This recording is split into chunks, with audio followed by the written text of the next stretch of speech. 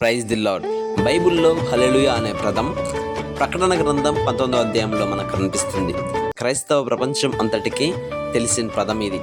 ఈ పదం హీబ్రూ భాషలోని హలాల్ అనే పదం నుండి వచ్చింది. హల్లెలూయా అనే మాటకు అర్థం ప్రభువును స్తుతించుడి అని. దైవజనుడు వాక్యాన్ని బోధిస్తూ హల్లెలూయా అనే మాటను పలికినప్పుడు వాక్యాన్ని వింటున్న ప్రజలు కూడా సాధారణంగా హల్లెలూయా అని బిగ్గరగా అంటారు. వీరిద్దరూ ప్రభువును స్తుతించుడి అని ఎవరికి చెప్తున్నారు అని లోకంలో అనేక మంది వ్యతిరేకముగా మాట్లాడుతూ ఉంటారు. మరి ఆ మాట విని ఎవరు ప్రభువును స్తుతిస్తారు?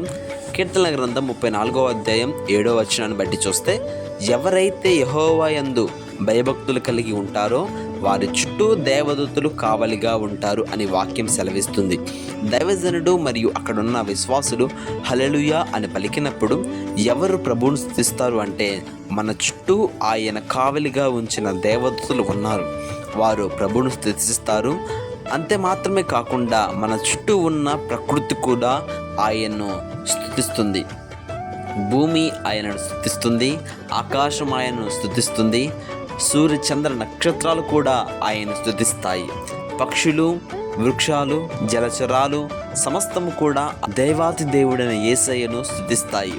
ఎందుకంటే ఆయనే సమస్తమును సృష్టించిన వాడు కాబట్టి, సృష్టికర్త కాబట్టి, ఆయన నిజమైన దేవుడు కాబట్టి.